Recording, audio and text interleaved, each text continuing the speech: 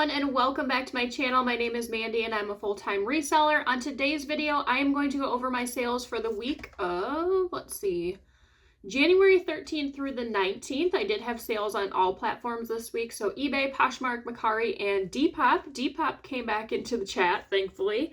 Last week I didn't have any sales on Depop, and this week I had 9. So definitely excited about that. Looking at my notes for the week, Poshmark was slow. I don't want to say I'm giving up on Poshmark, but at this point, whatever happens there because I just don't know what they want from me. I also had an issue on Poshmark. I don't know if anyone else had this. I do have an Android, and it was after the last update that they did. Well, let's go back. The update that when they had the AI feature where it can write your description and whatever, that was kind of screwing with my phone. And then the next update that they did, when I would go into either copy a listing of someone else's or copy my own listing, every time I put the photos in, it would just keep spinning on the last photo. It would never get to the next page. So I had to write into Poshmark. They were pretty quick about it. They had to, they wanted a screenshot or a screen grab of what was happening. They needed to know what system I had on my phone, what version of their operating system I had, and what version of Poshmark.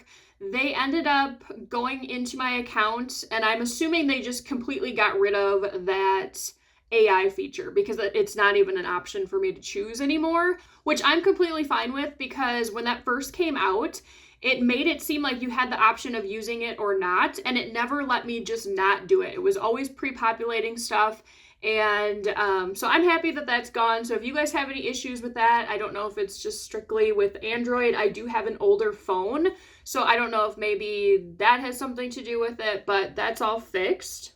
I did have a bundle sale on Poshmark, which is great. I don't have too many of those. That was, I think, over $100. And then on Mercari, I did have a little bit of a shipping issue. Someone had bought something.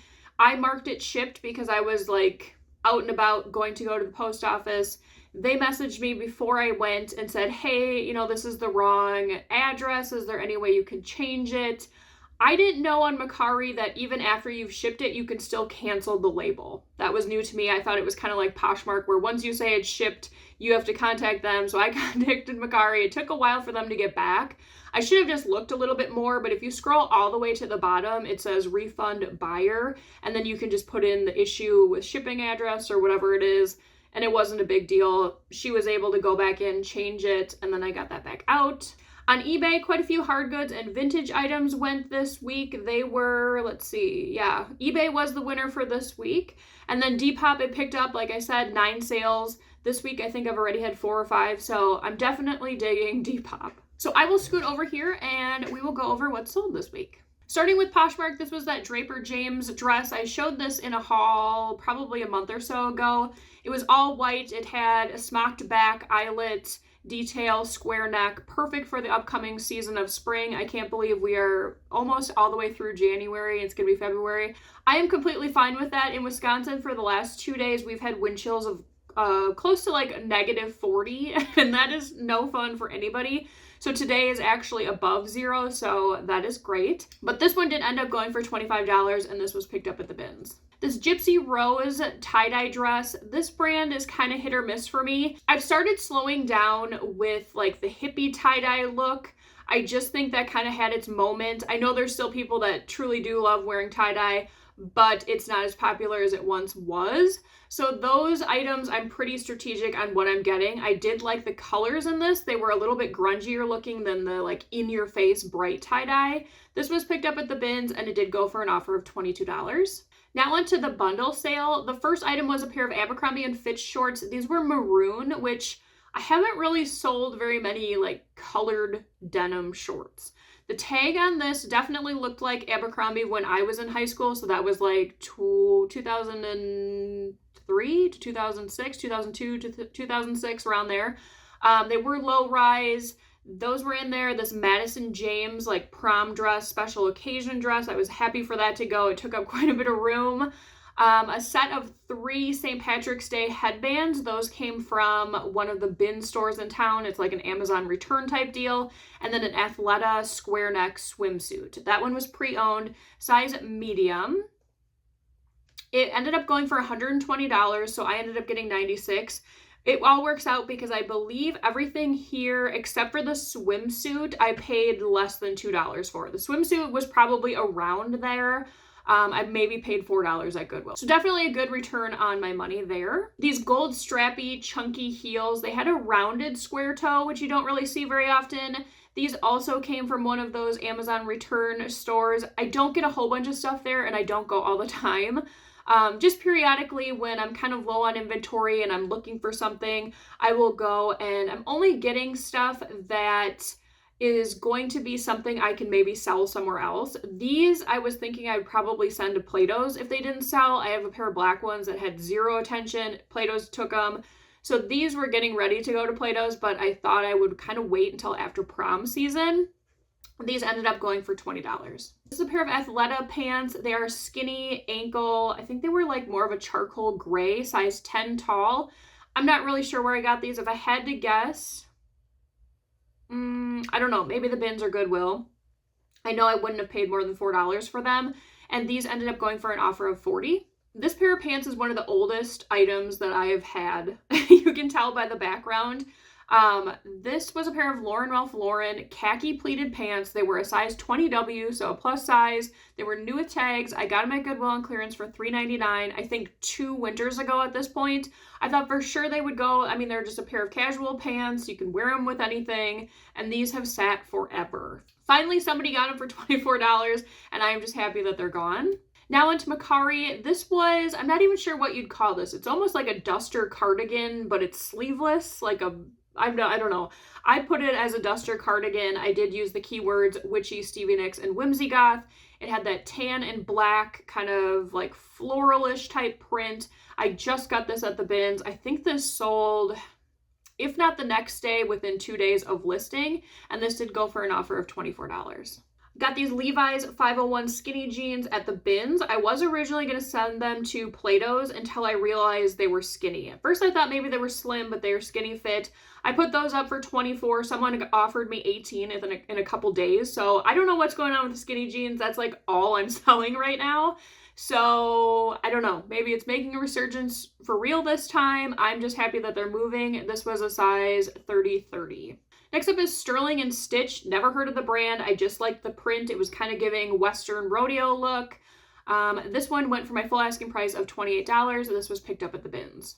These vintage express pants, I'm pretty sure I showed in a haul a couple weeks ago, I think at this point. They were kind of like a grungier, reddish, goldish kind of to them, snakeskin print, but they were velvet. These were a size 7-8, and they did go for an offer of $30. Now into eBay, I would probably not pick these up anymore. Just jumpsuits in general do not do well for me. But this was the Nines by Hatch, a maternity jumpsuit. I don't even remember where this is from. It might have came in like a mystery box or something, because I don't know that I would have picked this up myself. If I did, it's been a while that I've had it. This ended up going for an offer of $15. This is part of my dad's stuff that I'm selling. It's a vintage Matchbox, what was this one? The Ford Zephyr car. And this one did go for an offer of $9. I just showed this in a haul. This was a Panhandle Boys rodeo Western type shirt, pearl snap. And this one did go for an offer of $23, and this came from the bins. This was a new to me brand, Gretchen Scott. Just looking at the print made me want to look into it. It also had like a pretty good feel to the material. The sizing was kind of weird. It was called, or it had goddess, so I was like, oh, maybe they do some sort of vanity sizing, but it looks like just over, I think it's over, they do like small, medium, large, extra large, and then goddess is extra, extra large, I believe. Comps looked pretty good on this brand. This sold within a couple days of listing, and it did go for an offer of $32. This was also picked up at the bins. And this thing finally sold. This was also my dad's. It was a vintage, I don't believe it's truly Bugs Bunny. Maybe it is. I mean, it doesn't have any tags or anything. It's old. It's from like the 60s. The face was plastic, but this thing was in really rough shape. There was a bunch of stains on it. Its head was kind of coming off. So I put it up for $39.99. If they're in excellent condition, you can definitely get more. but it did go for my full asking price. It did take quite a while, a couple of months, but I'm happy that this is going to a new home. This one I definitely should have put on a mannequin. That is something that I have implemented in my business, is to use the mannequin, especially on these vintage pieces or more style-based pieces, because people want to see what it's going to look like. I think this would have sold a lot quicker if I had done that. This had mesh all over, and then it had a velvet like lapel, and then down the front, rose print. There was some sparkle to it. It was a size 6, a cropped little blazer type jacket, and this ended up going for an offer of $18. This is a J. Jill linen skirt. I did use the keywords embroidered, coastal, minimalist, lined, midi, cottage. I couldn't get cottagecore in there, but cottage still works. This one was picked up at the bins, size medium, and this did go for my full asking price of $29. Love Stitch, don't know much about the brand. I just liked the print. I picked this up in the fall, thinking it would maybe go in the fall. It was long sleeved, had really pretty like bronze, orange, those kind of colors. This one did end up going for an offer of $23. I don't know much about anime or manga. I think I'm saying that correctly. I do like to look them up though, because certain ones can be worth quite a bit of money. And books I don't have a problem storing or making. Like $10 is kind of my cutoff. That's what this ended up going for, but it was kind of cool because it is going to Germany. This was the big sale of the week. Nothing too expensive went this week, but this was a vintage 1980s rotary phone. If you've never used a rotary phone or don't know what they are, when you dial the numbers, it doesn't have buttons. So it has the 1 through 0, and you'd have to put your finger in it and move it around and then wait for it to go back and then keep doing it. So it would take quite a while to call somebody. This one was working. My parents do still have a landline at their house. So I was able to plug it in and make a phone call. You could hear it rang, everything. And this ended up going for my full asking price of $42.99. This was a cabbie dress I just got at the bins not too long ago. It was a size medium, kind of like a mixed print,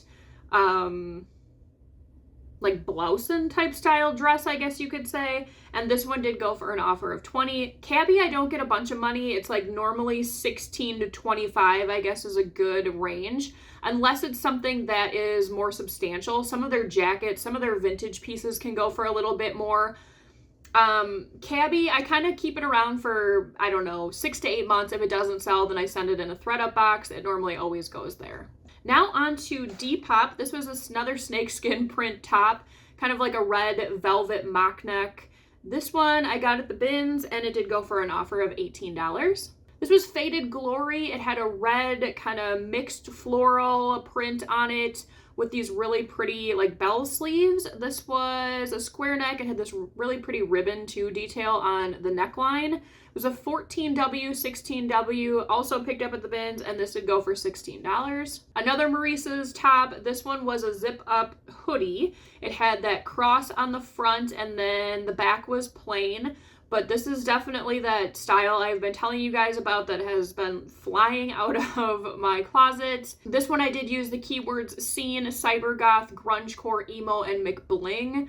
Those are kind of the ones that people are searching for when you have those little studs that kind of sparkle a little bit and kind of this grungier look to it. This was a vintage 90s Ronnie Nicole dress. It was a slinkier material similar to Chico's Travelers. If you've ever felt that before, that's what this was like. This was a 16W. This was picked up at the bins, and this one did go for an offer of $20. I went back and forth on picking this up from the bins or not.